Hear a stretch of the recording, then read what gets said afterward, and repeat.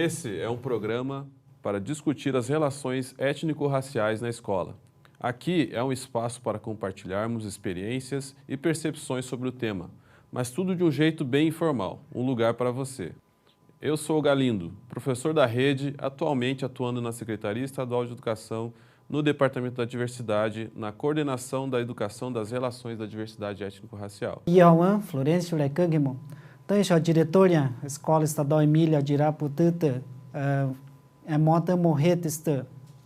Eu me chamo professor Florencio, diretor da Escola Estadual Indígena Emília de Iraputã, localizada no município de Morretes. Vamos falar sobre a resistência dos povos africanos, afro-brasileiros e indígenas, também sobre a importância e o compromisso e responsabilidade da equipe multidisciplinar no fortalecimento da identidade desses povos. Chega de invisibilizar a beleza, riqueza dos saberes indígenas, afro-brasileiros e africanos. Queremos aqui escancarar todo esse conhecimento e diversidade sociocultural que tanto influencia a formação do povo brasileiro. E nesse sentido, o papel da escola é fundamental, principalmente para o enfrentamento ao racismo estrutural e institucionalizado contra os negros e índios em nosso país. Reconhecer e valorizar a história e cultura de índios e negros é essencial para um processo de criação e vínculo com estas identidades. Vamos ver esse vídeo!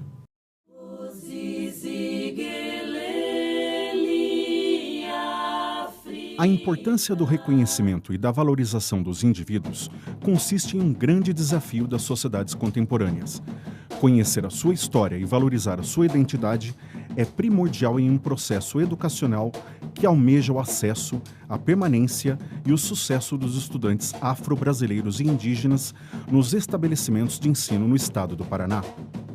Os dados oficiais da população negra e indígena e o autorreconhecimento desses sujeitos nos estabelecimentos de ensino indicam a necessidade de sensibilização, incentivo e motivação da comunidade escolar para o trabalho pedagógico na promoção da autoestima e orgulho do pertencimento étnico-racial, assim como para a implementação de políticas específicas às necessidades do contingente escolar. Segundo o informe da Organização das Nações Unidas sobre a discriminação racial no país, o racismo no Brasil é estrutural e institucionalizado e permeia todas as áreas da vida.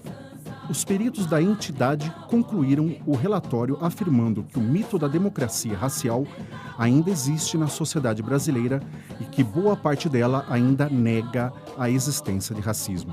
A Secretaria de Assuntos Estratégicos, SAI, aponta que 51% da população do Brasil é formada por negros. No entanto, as informações levantadas para o banco de dados mostram que, apesar dos avanços, ainda existe uma grande desigualdade no país. Um exemplo disso é que os negros representam apenas 20% dos brasileiros que ganham mais de 10 salários mínimos. Diante disso, a Secretaria de Estado da Educação do Paraná desenvolve ações pedagógicas para a educação das relações da diversidade étnico-racial por meio do ensino da história e cultura afro-brasileira e indígena.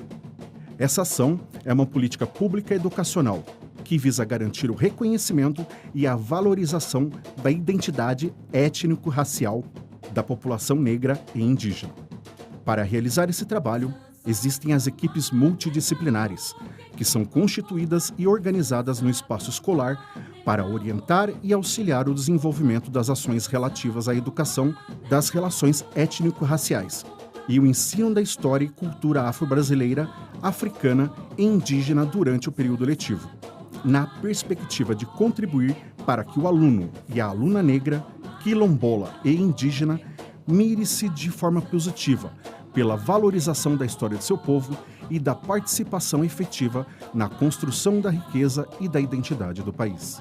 Florencio, mas efetivar o ensino da história da África, dos afro-brasileiros e dos indígenas em nossas escolas ainda é um grande desafio. Apesar das leis 10.639/2003 e 11.645/2008, dos debates e reivindicações dos movimentos sociais, temos que superar as fragilidades e avançar no processo do nosso trabalho pedagógico. O professor Sérgio Luiz do Nascimento fala sobre as possibilidades desse trabalho em sua escola. Confira aí. A grande contribuição que a escola pode fazer, primeiro, é tornar os personagens negros sujeitos da história. E fugir da vitimização, né? Durante muito tempo, os livros de história, os livros de geografia escondiam, não deixavam aparecer, né? Então, poucas vezes os alunos estudavam história da África, estudavam heróis negros, né? Quando tinha a temática, só relacionava o negro à vítima da escravidão, preso no tronco, apanhando dos seus pares. Então hoje a escola e os professores de diferentes disciplinas precisam ressignificar essa história. E ressignificar isso para mim seria tornar os negros sujeitos. Mostrar Quirino Barreto, Machado de Assis, Abdias do Nascimento, foram personagens importantes, né, na nossa história e que precisam ser estudados. Creio também, por exemplo, que nas outras áreas do conhecimento mostrar a contribuição, por exemplo, do Egito para a geometria, para a matemática, né? Na geografia, mostrar as grandes civilizações dos povos africanos, né? Que na antiguidade chegaram podemos comparar, inclusive, ao Império Romano, ao Império Persa, ao Império Macedônio, né? ao Império Grego. Então, eu acho que essas temáticas precisam ser retratadas na escola. E os professores, necessariamente, resgatar isso, né? Resgatar os negros como sujeitos, né? E como grandes contribuintes da história. É fundamental encontrar os sujeitos da história, aqueles que têm um pertencimento étnico e identitário. Precisam ter suas vozes registradas no discurso oficial da história. De acordo com o professor doutor Kabengele Munanga, a questão fundamental que se coloca é como ensinar a história desses povos, que na historiografia oficial foi preterida e substituída pela história de um único continente, silenciando a rica diversidade cultural em nome de um monoculturalismo justificado pelo chamado sincretismo cultural, ou mestiçagem, quando na realidade o que se ensina mesmo é a Europa com sua história e sua cultura. O compromisso em promover uma nova forma de ensinar é da escola, mas é também de toda a comunidade escolar. Lá na terra indígena, em Nova Laranjeiras, no Colégio Estadual Rio das Cobras, o professor Valmir Dorigon e a professora Danusa Corig Bernardo falam de alguns desafios da escola sem desconsiderar o contexto em que ela está inserida. A escola indígena Rio das Cobras ela é uma escola voltada para trabalhar com alunos da cultura indígena caigangue. A gente tem dentro da escola aqui em torno de 90% dos professores e funcionários são funcionários não indígenas, mas tem toda uma busca pelo conhecimento do povo indígena para que se chegue o mais próximo possível do ensinamento, que é o ensinamento sem mexer no modo de vida interno da aldeia. Eu trabalho na disciplina de língua caigangue. Nessa área eu busco revitalização da cultura com os alunos, pois não existe material próprio didático para a nossa língua. Então, faço com os alunos pesquisa, valorizando os mais sábios da aldeia, a gente vai atrás para que volta a cultura que já se perderam há anos. Fora da escola também eles pesquisam, sabe? Daí eles trazem e contam na escola. Daí isso vai passando para o outro, né? Para não morrer a cultura, né? Na escola que eu atuo, trabalhamos com 2 povos indígenas, da etnia Caingangue e Guarani, mas também procuramos estudar outros povos. Como o nosso corpo docente é formado de indígenas com graduação, facilita muito o nosso trabalho. Então, essa é uma experiência boa, né, que a gente procura também repassar para outras escolas indígenas. E qual a sua experiência, Galindo? Olha, Florencio, desde o início, quando surgiram as equipes multidisciplinares em 2010, venho atuando como coordenador, tanto em escolas quanto no Núcleo Regional de Educação em Ponta Grossa, na minha cidade. Também sempre participando de coletivos e movimentos sociais, buscando sempre desenvolver atividades para que a gente possa diminuir o racismo instituído em nossa sociedade. Infelizmente, a luta ainda é grande. Em Palmas, na Escola Estadual Quilombola Maria Joana Ferreira, onde a pedagoga Maria Isabel Cabral da Silva fala sobre os princípios da educação quilombola. Uma experiência bastante rica, vale a pena conferir. A educação escolar quilombola, ela tem como objetivo elevar a autoestima da pessoa negra e resgatar, fazer um resgate cultural, um resgate de origens, principalmente dos alunos negros, porque nós tivemos a grande necessidade de fazer uma educação diferente, uma educação que valorizasse mais a pessoa negra. Tanto que a nossa filosofia da escola quilombola é o negro como nunca se viu. Né? Por que o negro como nunca se viu? Porque a pessoa negra aparece principalmente no livro didático de uma maneira pejorativa, de uma maneira coitadinho, humilde, lá no período da escravidão ainda, e praticamente a sociedade resume o negro a isso, né? Então nós gostaríamos, com essa nossa metodologia de trabalho, a gente tem o objetivo de mudar. Parece que está cada vez mais evidente que o currículo não pode mais ser apenas um conjunto de conteúdos e disciplinas. As histórias e necessidades de todos os sujeitos começam a ser incorporadas ao cotidiano escolar. As nossas propostas pedagógicas precisam fazer sentido para os sujeitos das comunidades, onde elas estão inseridas, e também dialogar com a realidade da sociedade. A professora Sara Catu, da etnia Guarani, da Escola Estadual Indígena Viratupã, em Chupinzinho, fala sobre isso. Vamos conhecer um pouco dessa história. Petém tem de quarpinha de quaima de portanha de escola ou pona.